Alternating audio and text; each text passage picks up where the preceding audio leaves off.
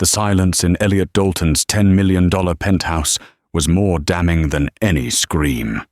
Outside the city of Chicago glittered like a carpet of fallen stars, a universe he had conquered. He was the architect of Nexus AI, a man whose predictions shaped markets and whose decisions toppled corporate giants. Yet within the sterile perfection of his glass-walled home, he was a man on the verge of a single catastrophic miscalculation. His pregnant wife, Sophie, believed their future was as bright and limitless as that city view.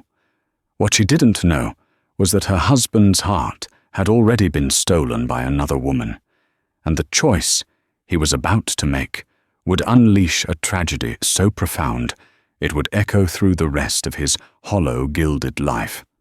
Elliot Dalton lived a life curated for magazine covers.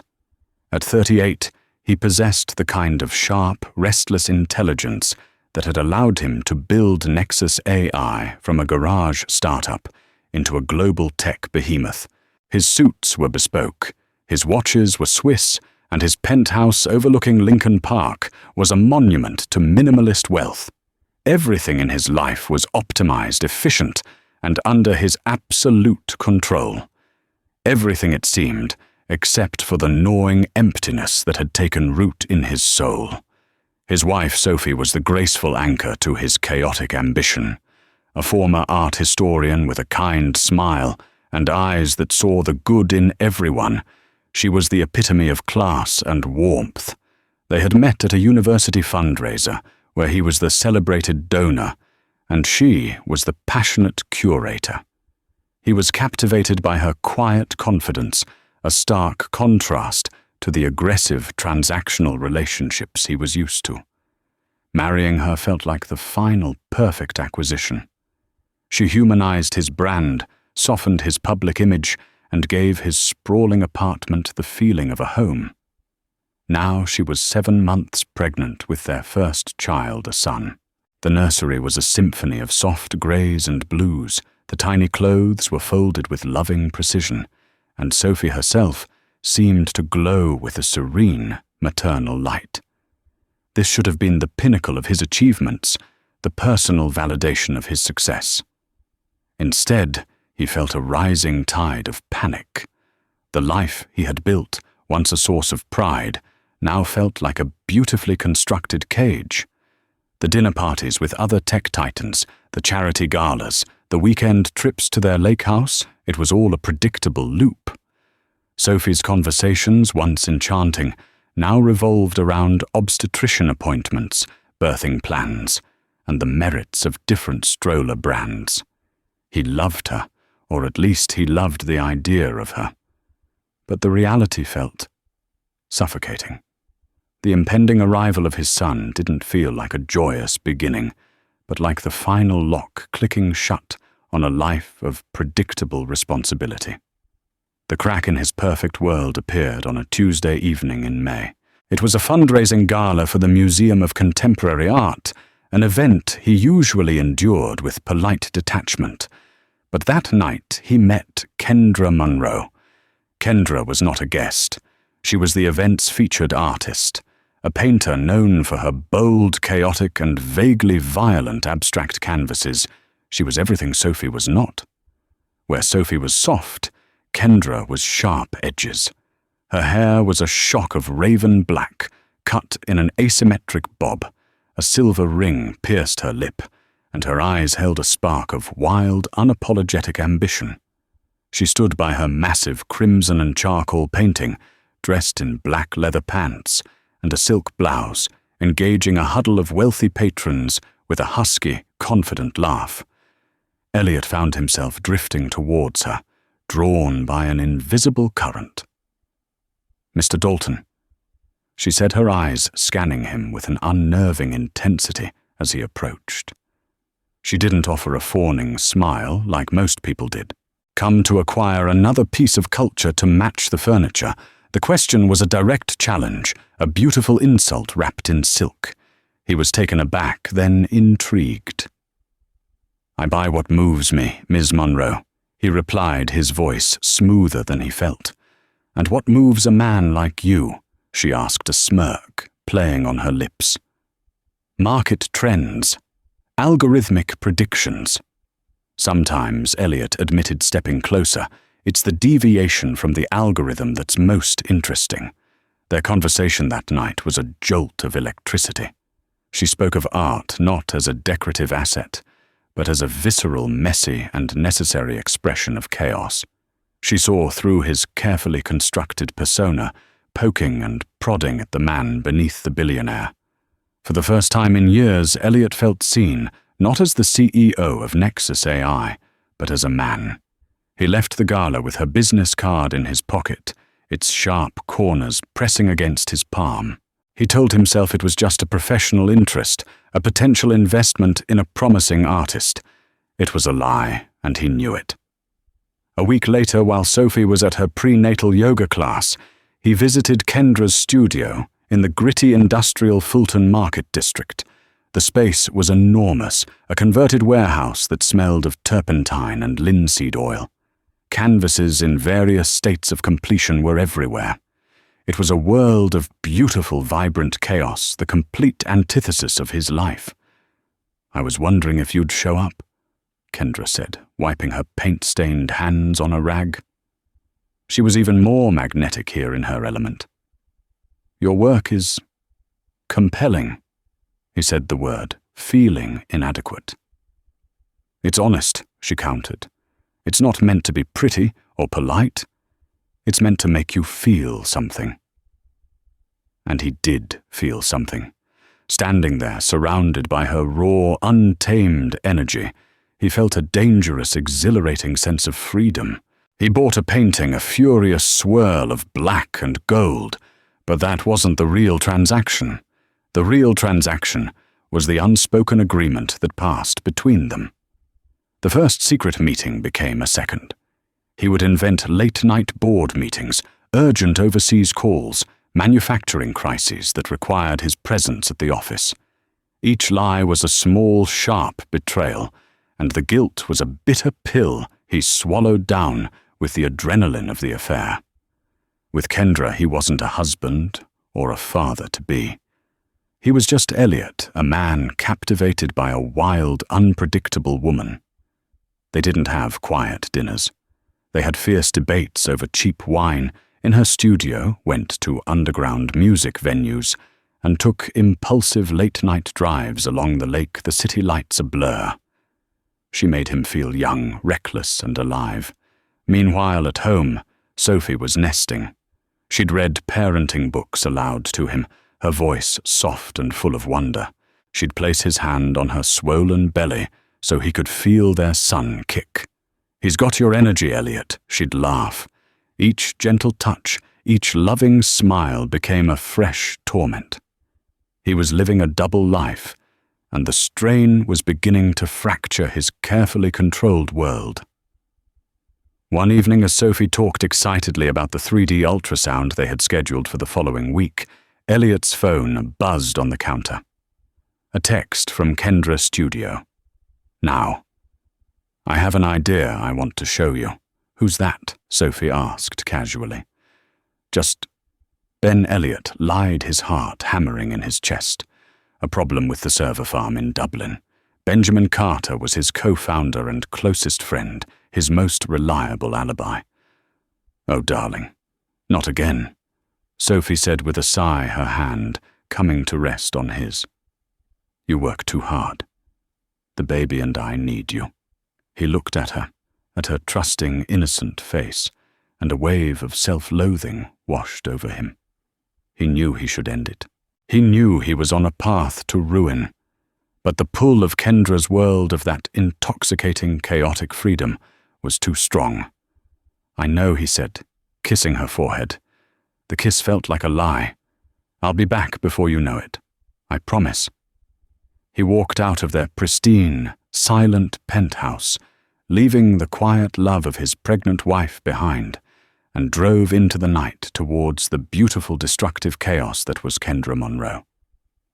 It was the first of countless promises he was about to break. The next 2 months were a masterclass in deception. Elliot's life split neatly into 2 opposing realities, each with its own set of rules, its own language, its own version of himself. In the daylight world, he was Elliot Dalton expectant father. He attended the 3D ultrasound, feigning awe as the ghostly image of his son flickered on the screen. He saw the tiny, perfect hands and feet, the strong, steady beat of the heart. Sophie squeezed his hand, tears of joy in her eyes. "He looks like you," she whispered. Elliot smiled, a hollow gesture that didn't reach his eyes. He felt like an imposter, a spy in his own life. The image of the sonogram was tucked into his wallet, a constant damning reminder of the life he was betraying. He played his part. He assembled the crib his engineer's mind, finding a strange, detached solace in the precision of the instructions. He nodded along as Sophie debated paint colors for the accent wall. He attended a baby shower, where he was the only man in a sea of pastel dresses and cooing women. Sophie's friends and family adored him. They saw a devoted, successful husband, the perfect provider. Only Sophie's older sister, Lauren Grant, a sharp-witted lawyer, ever seemed to look at him with a flicker of suspicion in her eyes. "You seem distracted," Elliot Lauren said to him at the shower, cornering him by the gift table. "A million miles away. Just a lot on my mind with the Nexus launch," he deflected smoothly. "Right. The launch," she said, her gaze unwavering. "Make sure you're present for the main event. Sophie needs you, not your proxy." Her words were a warning shot, but one he chose to ignore. Because in the shadow world, the world of the night, he was a different man. With Kendra, he wasn't a provider. He was a conspirator. Her studio became his sanctuary and his confessional. It was where he shed the skin of Elliot Dalton, CEO and husband. They never spoke of Sophie. It was an unspoken rule. Kendra wasn't interested in his domestic life. She was interested in the raw ambition and the darkness she sensed in him. "You're terrified, aren't you?" she said to him one night, as they lay on a paint-splattered sheet on her studio floor, sharing a bottle of expensive whiskey he'd brought. "Terrified of what of them?" she said, gesturing vaguely towards the glittering city skyline, visible through her grimy window. "Of becoming one of those boring, domesticated men you see pushing strollers in the park. Your wife, the baby, the house. It's a cage. A beautiful, comfortable cage. But it's still a cage." She was voicing the very thoughts he was too ashamed to admit to himself. She didn't judge him for it. She validated it. She made his selfishness feel like a form of rebellion, his betrayal, a quest for authenticity. She was the serpent in his sterile Eden, and he willingly took the apple every single time.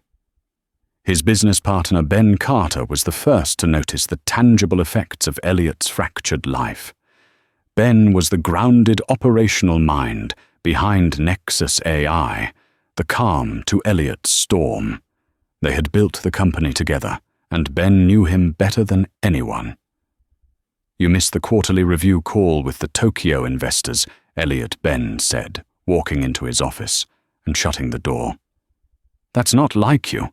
I got tied up," Elliot said, dismissively, scrolling through his emails. "You've been tied up a lot lately," Ben pressed his expression serious. "You look exhausted.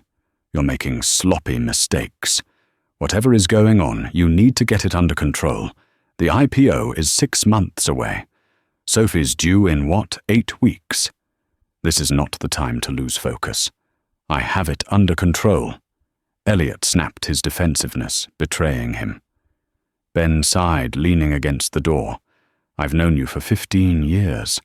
I've seen you handle billion-dollar mergers without breaking a sweat. But right now you look like a man drowning. Is everything okay at home?" With Sophie.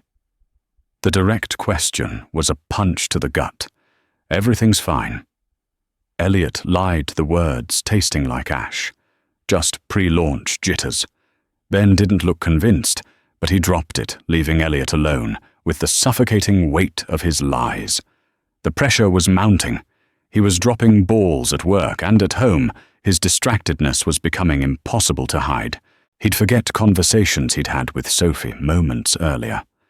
He'd miss obstetrician appointments, claiming a crisis at work, only to have Sophie tell him later that it was just a routine checkup he could have easily rescheduled. Sophie, for her part, was not naive. She was gentle and trusting, but she was also deeply intuitive. She began to notice the small telltale signs of a lie, the scent of a strange perfume, turpentine, and something floral and musky that clung to his jacket, the way he guarded his phone, angling it away from her when he texted, the vague, non-committal answers about his late nights. She began to feel a creeping, cold dread. The man she loved was becoming a stranger. He was physically present, but his mind, his spirit was elsewhere. The easy intimacy they once shared was gone, replaced by a tense, fragile silence. She blamed herself at first. Maybe it was the pregnancy. Maybe she was no longer attractive to him. Maybe the stress of impending fatherhood was too much. She tried to talk to him, to bridge the growing chasm between them. "Elliot, is everything all right?" she asked one evening, as he stood staring out the penthouse window, his back to her. "You seem so far away. Are you worried about the baby? About us?" He turned his face, a carefully composed mask. "Of course not. Don't be silly. I'm just stressed with work. It'll be better after the launch." He walked over and wrapped his arms around her, but the embrace felt mechanical, hollow. He was holding her, but he wasn't there. Sophie wanted to believe him, desperately. But the seed of doubt had been planted, and it was beginning to grow its ugly roots, twisting around her heart. She confided in her sister Lauren, her voice trembling over the phone. "Something's wrong, Laurie. He's different. It's like there's a wall between us, and I don't know how to break it down." "A wall or another woman?" Lauren asked, her tone sharp and pragmatic. "Don't say that," Sophie whispered, tears welling in her eyes. He wouldn't. "Not now. Not with the baby coming." "Men are idiots," Soph Lauren said, her voice softening with pity. "And billionaires are just idiots with more opportunities. Just keep your eyes open." The breaking point was a week later. It was their 5th wedding anniversary. Elliot had promised her a special evening. He'd made a reservation at their favorite restaurant, the one where he'd proposed. Sophie spent the afternoon getting ready, choosing a beautiful maternity dress that made her feel elegant, despite her swollen ankles and the constant ache in her back. She did it for him, for them, hoping a perfect night could somehow mend the cracks that had appeared in their marriage.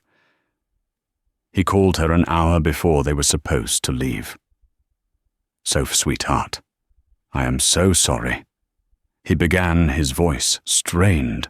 "There's been a massive security breach. A hack. I have to be here. I don't think I can make it." Sophie's heart sank. She sat on the edge of their bed, the silk of her dress suddenly feeling like a costume for a play that had been cancelled. "Oh, okay. Is everything all right?" "It's a mess. I'll be here all night. We'll celebrate this weekend, I promise. A real celebration. I love you." The line went dead. She sat in the silent bedroom, the glittering lights of Chicago, offering no comfort. She knew with a certainty that was cold and absolute that he was lying. There was no security breach. There was just another woman. The pain was a physical thing, a sharp, brutal blow to her chest that left her breathless. The perfect life, the perfect husband, the perfect future, it was all an illusion.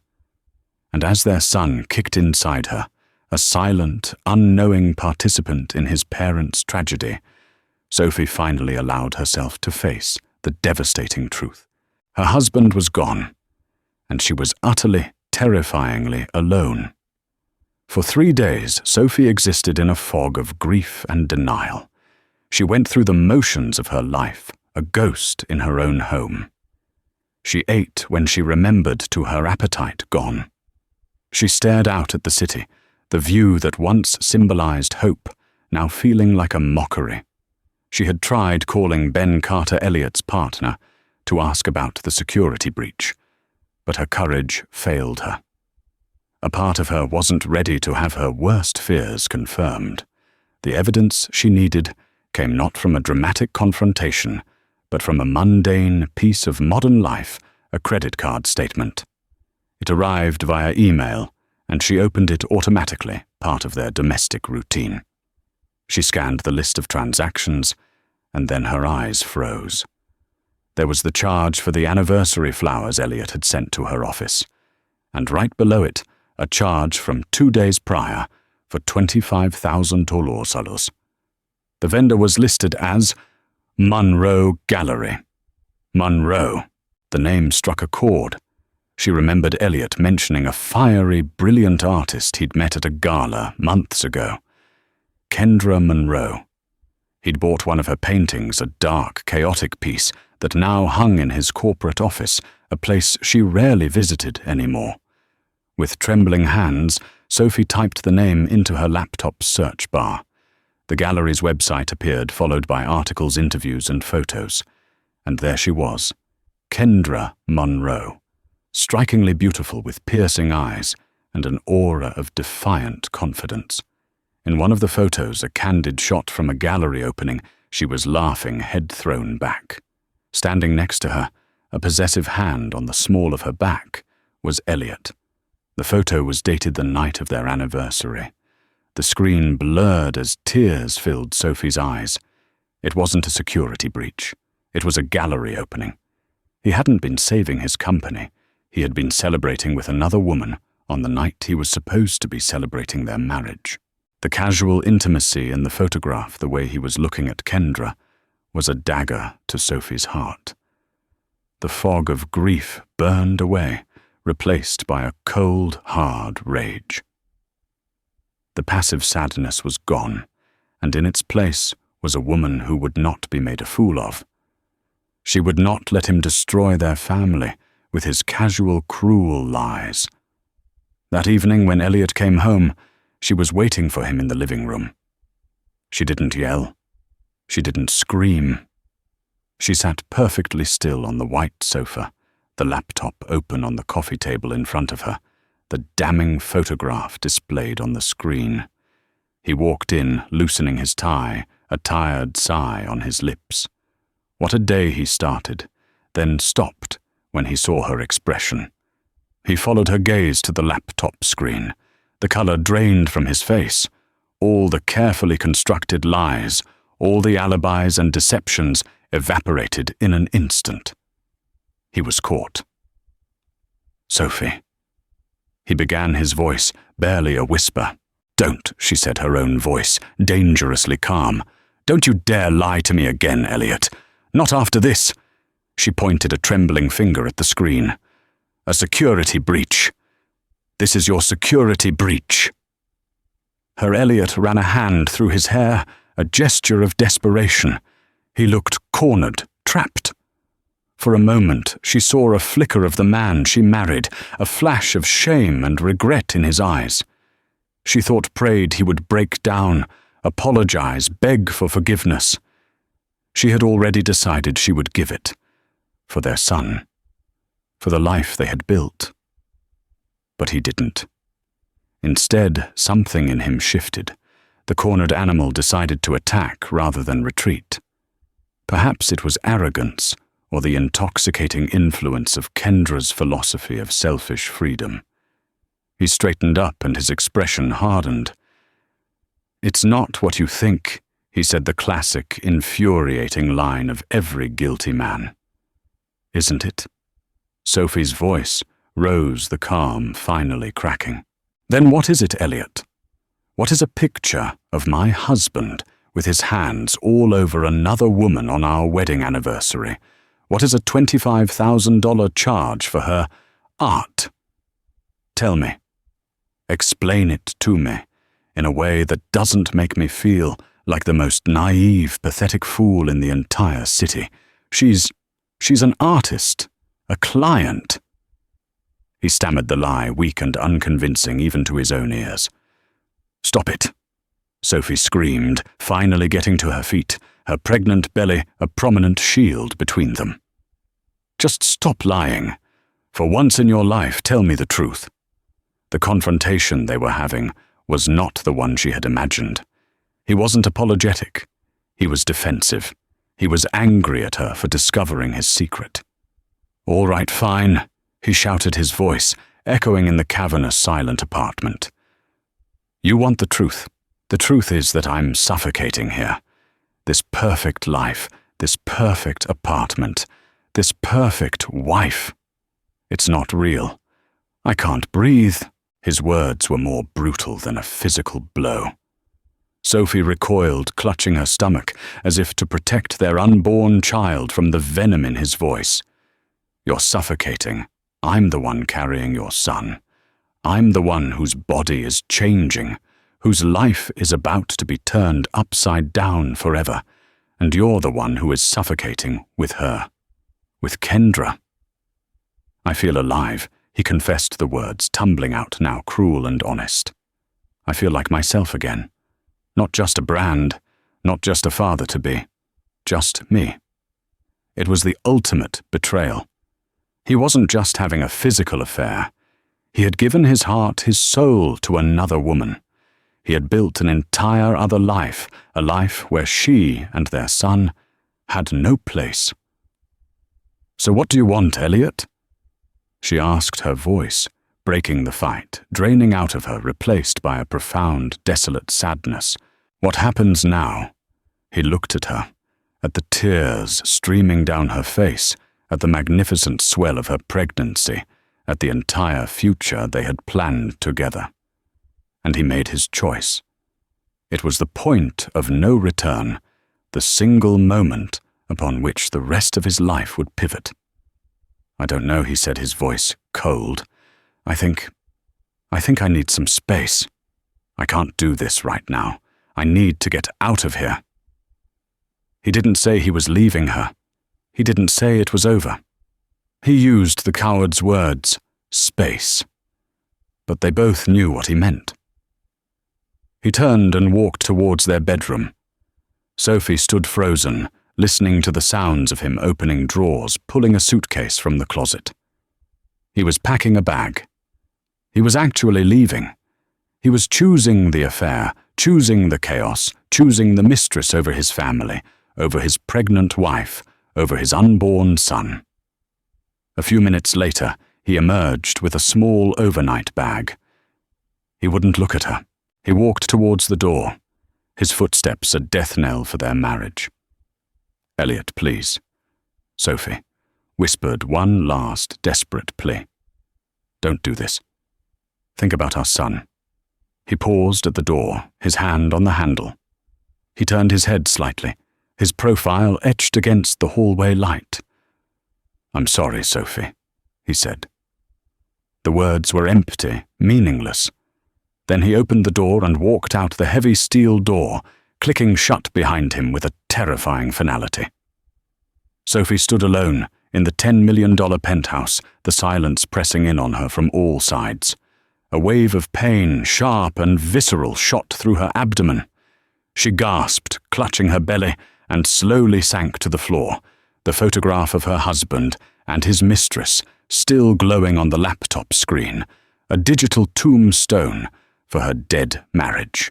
Elliot drove through the city, the adrenaline from the fight coursing through his veins. He wasn't thinking about Sophie's tears or the devastating words he had spoken. He was thinking only of escape. He felt a perverse sense of liberation, as if he'd just broken out of a long-term prison sentence. The guilt was there, a low hum beneath the surface, but he pushed it down, burying it under a mountain of self-justification. He needed this. He deserved to be happy. Sophie was strong. She would be fine. He arrived at Kendra's loft, his overnight bag in hand. When she opened the door and saw him, a slow, triumphant smile spread across her face. "You finally did it," she said, not as a question, but as a statement. She pulled him inside her hands, tangling in his hair, her kiss fierce and possessive. "You chose freedom." The next 48 hours were a blur of manufactured bliss. Kendra declared it a celebration of his emancipation. They drank champagne straight from the bottle, ordered inexpensive food they barely touched, and made love with a desperate, frantic energy on the paint-splattered floor. Kendra was intoxicating, showering him with praise for his courage, for finally choosing an authentic life. She made him feel like a romantic hero, a man who had bravely cast off the shackles of convention rather than what he was, a cheating husband who had abandoned his 8 months pregnant wife. "We should get out of the city," she said, on the second day, her head resting on his chest. "Let's drive up to that little town on the lake. No phones, no work, no drama, just us. We can leave tonight." It sounded like the perfect escape. A way to put even more distance between himself and the wreckage he'd left behind. "Okay," he agreed, kissing the top of her head. "Let's go." Meanwhile, back in the silent penthouse, Sophie was unraveling. After Elliot left, the sharp pain in her abdomen had subsided into a dull, persistent ache. Her doctor had warned her that severe stress could be dangerous this late in a pregnancy. She spent the first day in a daze calling her sister Lauren, her voice a monotone whisper, as she recounted what had happened. Lauren was there within the hour, her face a mask of cold fury. "That absolute bastard," she seethed. "I'm going to ruin him, Sophie. I'm going to take him for every penny." "I don't care about the money," Sophie whispered, her hand never leaving her belly. I can't believe he left." Lauren stayed with her, forcing her to eat, making her drink water, monitoring her like a hawk. But the emotional toll was devastating. Sophie couldn't sleep. She'd close her eyes and see the photograph, see Elliot's cold expression as he walked out the door. The stress manifested as a tightening in her chest, a constant thrum of anxiety that she couldn't quell. Her body was on high alert, flooded with cortisol. On the evening of the second day, as Elliot and Kendra were packing for their lakeside getaway, Sophie felt another much sharper pain. It was a vicious, debilitating cramp that made her double over. "What is it?" Lauren asked, rushing to her side. "I don't know." Sophie gasped, her face pale with sweat. It's really bad." Then she felt a gush of fluid. Her water had broken.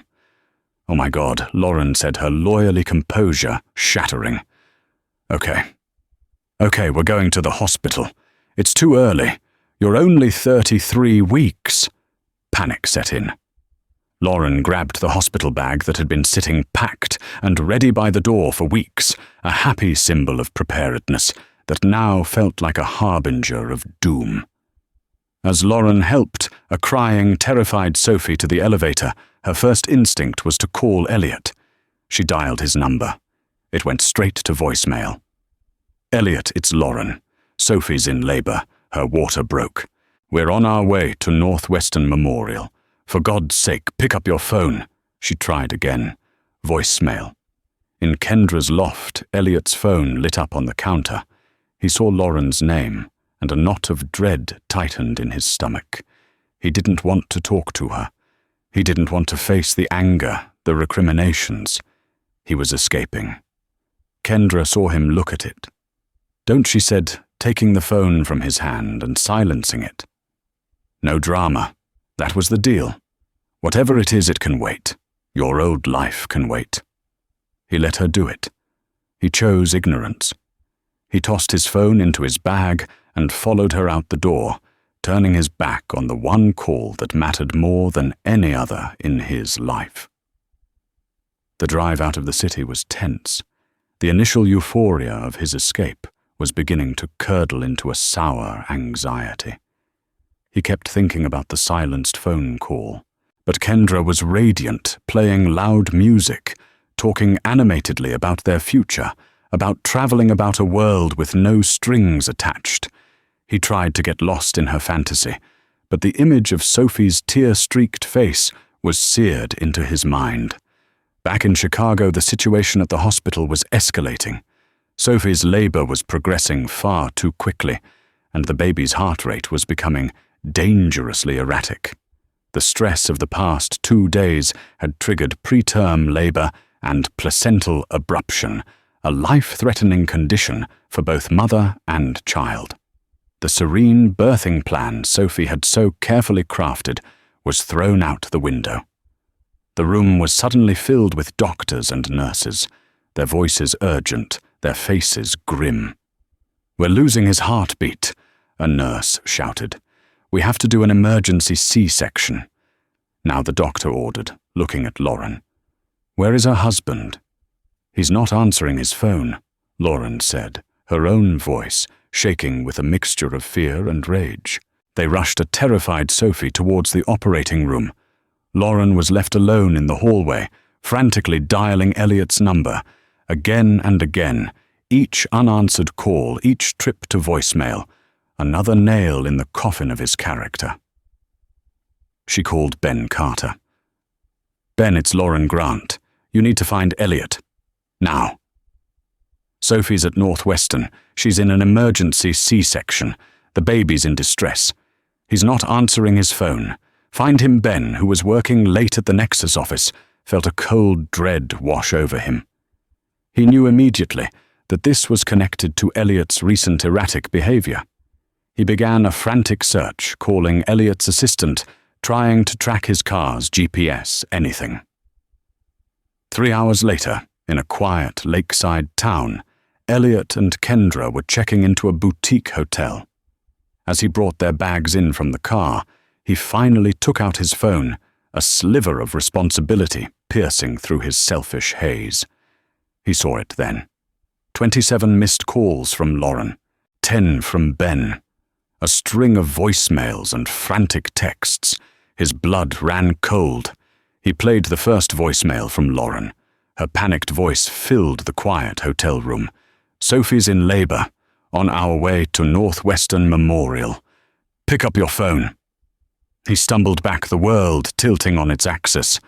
Kendra came out of the bathroom, wrapped in a fluffy white robe. "What's wrong? You look like you've seen a ghost."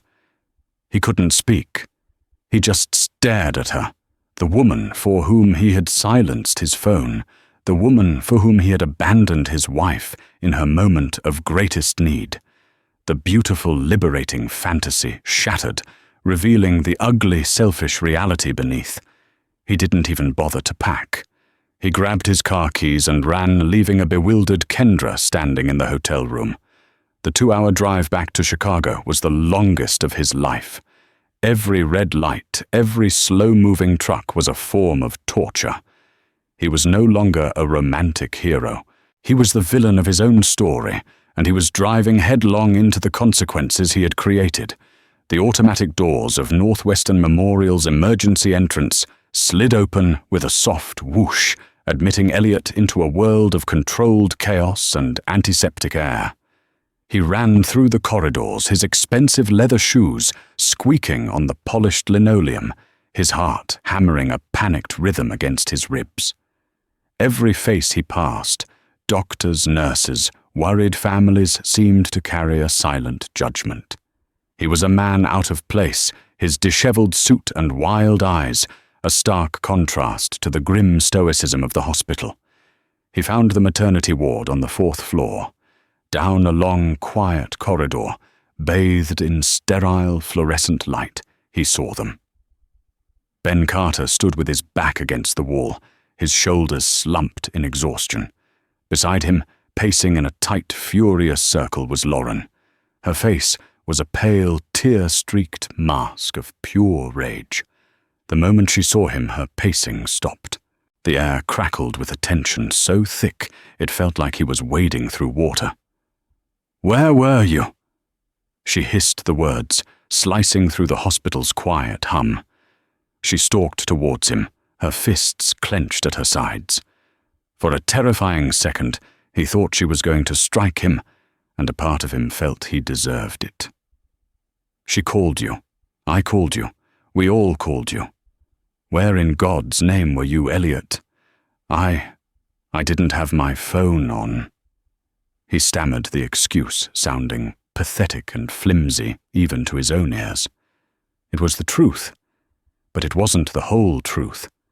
The whole truth was that he had willingly silenced it, choosing ignorance over duty, pleasure over love. You didn't have your phone on, Lauren repeated, her voice dripping with scorn. She let out a harsh, bitter laugh that was closer to a sob. While my sister was being rushed into an operating room while your son was fighting for his life, you were… What, too busy? Too important? Lauren, that's enough, Ben interjected softly, stepping forward and placing a restraining hand on her arm. His own eyes, when they met, Elliot's, were filled not with anger, but with a deep, bottomless disappointment that was somehow worse. How is she? Elliot asked, his voice raw, turning his desperate gaze to Ben. Sophie and the baby, is the baby okay? Before anyone could answer, a woman in blue scrubs approached them, her expression calm and professional, yet etched with a weariness that spoke of long, difficult nights. Mr. Dalton, she said, her voice even. I'm Dr. Walsh, the head of neonatology. Perhaps we can talk in the family consultation room. The formal invitation sent a fresh wave of ice-cold dread through him. Good news wasn't delivered in private rooms. Lauren shot him a look of pure loathing before following the doctor. Ben gave his shoulder a grim, hesitant squeeze and motioned for him to follow. The room was small and impersonal, furnished with a small table and a few uncomfortable chairs. The silence was absolute. Your wife Sophie is stable. Dr. Walsh began getting straight to the point. The surgery was difficult and she lost a significant amount of blood, but she is recovering. Your son was born at 8:14 p.m. A flicker of hope ignited in Elliot's chest. A son. He was a father. He's alive. He's okay. Dr. Walsh held his gaze, her own unwavering. He is alive, but I'm afraid he is not okay. She took a breath, the clinical detachment in her voice, doing nothing to soften the blow of her next words. Your son was born at 33 weeks under extreme fetal distress. During labor, your wife experienced a severe placental abruption, which cut off his oxygen supply for a critical period before we could deliver him. We were able to resuscitate him, but he has suffered what is called a hypoxic ischemic brain injury. The medical terms hung in the air, foreign and menacing. I don't understand, Elliot said, shaking his head, a fog of denial settling over him. What does that mean, a hypoxic injury? It means there was a lack of oxygen to his brain, the doctor clarified, her voice, gentle but firm, refusing to let him hide from the reality. The damage is significant, and I'm sorry to say irreversible. He has been diagnosed with a severe form of spastic quadriplegic cerebral palsy. It's the most debilitating form of the condition. She paused, letting the weight of the diagnosis sink in. Lauren was openly weeping now, her face buried in her hands. What does that mean for him? For his life? Elliot whispered the question, feeling impossibly heavy. It means he will face profound, lifelong challenges, Dr. Walsh said. His motor functions will be severely impaired. He will almost certainly never be able to walk or even sit up on his own. His ability to speak will be compromised, and he will have significant cognitive impairments. He will be completely dependent on others and require constant 24-hour care for the rest of his life. Never walk, never talk. Constant care for the rest of his life. The words were like individual hammer blows against the thinning shield of his denial. This wasn't a problem to be solved. This was a life sentence. His son's life sentence. His mind, always racing for solutions for causes and effects, grasped for an explanation. The abruption. What causes something like that? Was it just bad luck? Dr. Walsh's professional mask slipped for a fraction of a second. Her eyes flickered to Lauren, a silent, knowing exchange passing between the two women. When she looked back at Elliot, her gaze was piercing. Placental abruption can have many causes, Mr. Dalton, but it is very often associated with severe, acute maternal stress or physical trauma. Severe acute maternal stress. The phrase echoed in the silent room, and in that instant, Elliot's entire world collapsed. The clinical explanation became a direct accusation.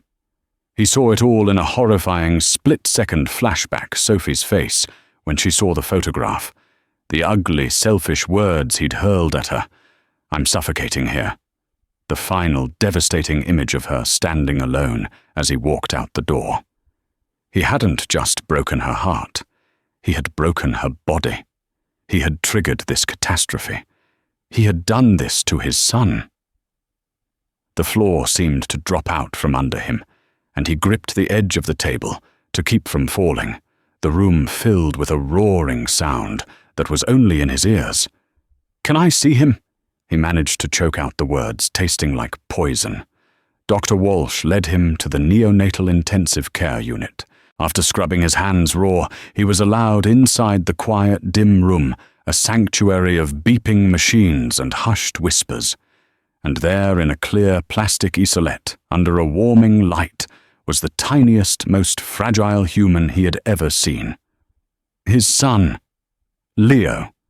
Wires and tubes snaked from his impossibly small body, connecting him to a bank of monitors that displayed his life in cold-colored lines and numbers. His skin was almost translucent, his chest rising and falling in shallow machine-assisted breaths. This tiny broken child who had never known anything but a warm, safe darkness had been violently thrust into a world of pain and struggle because of him. He was supposed to be his protector, and instead he had been his destroyer. Elliot reached out a trembling hand and pressed it against the hard, cold plastic of the isolette, a barrier he could not cross. It was a perfect metaphor for the chasm he had opened between himself and his son, a distance that could never be bridged. The carefully constructed dam of his composure finally broke, and he collapsed against the incubator, his body racked with deep, silent, gut-wrenching sobs of a man who has just witnessed the full, irreversible scale of his own damnation. Hours later, after he had pulled himself together into a fragile semblance of a man, a nurse told him Sophie was awake and able to receive a visitor. He walked to her room, each step heavier than the last, his soul weighted down with a guilt so profound it felt physical. He paused at her door, his hand hovering over the handle, a coward to the very end. He pushed the door open.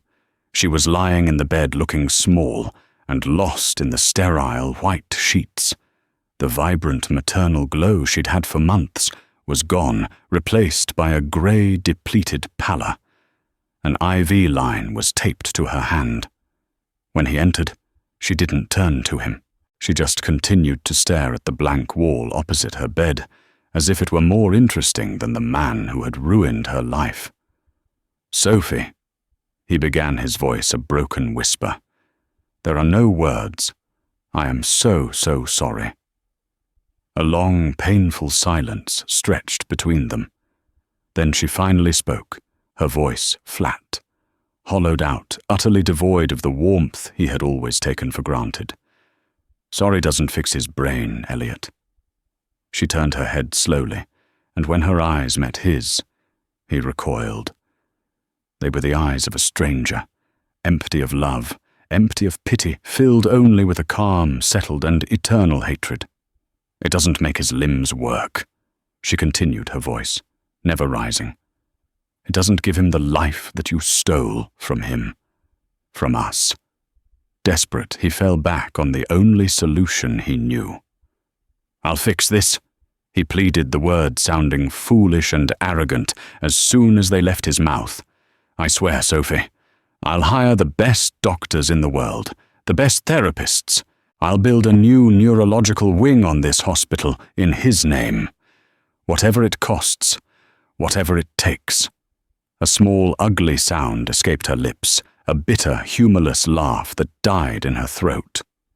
"You still don't get it, do you? You think this is one of your corporate problems you can just throw money at until it goes away. This is my son's life. This is my life, and you will not be a part of it." Her words were a final verdict delivered with the cold finality of a judge's gavel. "I want a divorce. You will provide for Leo, of course. Your money is the one useful thing you have left to offer. You will set up a trust that ensures he has every single thing he ever needs for the rest of his life. But you will not be his father. You will be a bank account. You forfeited the right to be anything more when you silenced your phone." There was nothing left to say. He had been tried, convicted, and sentenced. He nodded numbly and backed out of the room, leaving her alone with the pieces of the life he had shattered. He drove on autopilot, his mind a black hole of grief and shame. He didn't go to the penthouse. It wasn't his home anymore. He ended up outside Kendra's loft, drawn by some dark last-ditch instinct. He needed to see the woman for whom he had sacrificed everything. He found her inside her suitcases, packed, and standing by the door, the vibrant, chaotic studio that had once felt like a haven of freedom, now just looked cheap and transient. "Elliot, where have you been?" she demanded, though her tone was more annoyed than concerned. "I was about to leave. I thought you'd just abandoned me." "Sophie had the baby," he said, his voice a monotone. He felt disconnected, like he was watching a scene from a movie.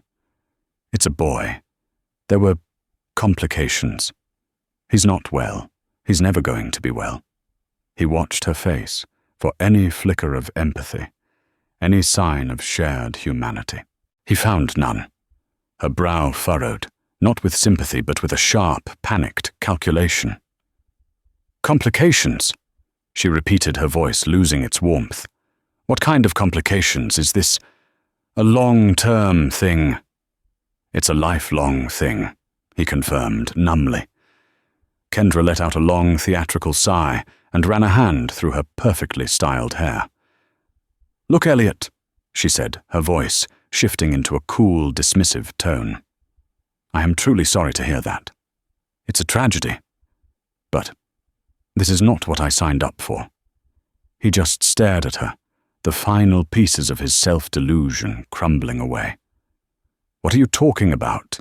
"This," she exclaimed, waving a hand around to encompass him, his grief, the entire ugly situation, the baby mama drama, the hospital visits, a sick kid.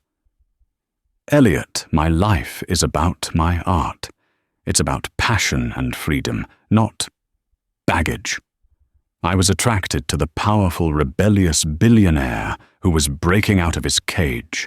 I'm not interested in the guilt-ridden single dad with a mountain of medical bills and emotional problems. This is just far too much of a mess for me." She was the serpent, and he had been the fool. She hadn't wanted his soul. She had just wanted to play with his power. Now that the game had turned real and ugly, she was cashing out. She picked up her suitcase. "It was fun while it lasted," she said with a shrug, as if they were talking about a brief vacation. "Good luck with everything." She walked out the door, closing it softly behind her, leaving him standing utterly alone in the center of the room that had been the epicenter of his life's destruction. He had chosen the Mistress over his pregnant wife. He had traded a universe of love for a cheap, hollow thrill, and the consequence wasn't just a memory he had to forget. It was a son whose broken body would forever be a monument to his father's failure. It was the enduring image of his wife's eyes, filled with a righteous hatred he had painstakingly earned. It was the deafening silence of a life stripped bare, leaving only a hollow man in a gilded cage with nothing but his money and his regret for company. Elliot Dalton's story serves as a chilling, unforgettable reminder that our choices are the architects of our lives, and some foundations once shattered can never be rebuilt. He chased a fleeting feeling of freedom only to chain himself to a lifetime of regret. The tragic irony is that the responsibility he fled from is nothing compared to the crushing, lifelong weight of the consequence he created. His son Leo became the silent, constant symbol of a single selfish decision, a choice made in a moment that will echo for an eternity. He will forever see his wife's justified hatred in the eyes of strangers, and hear his own guilt in the beeping of medical machines. If this story of betrayal and its devastating fallout moved you, please let us know in the comments below. What do you think is the most tragic part of Elliot's downfall? Every life is filled with choices, and stories like these help us reflect on our own. Please like this video, share it with someone who appreciates powerful real-life drama, and don't forget to subscribe to our channel for more stories that explore the deepest corners of human nature.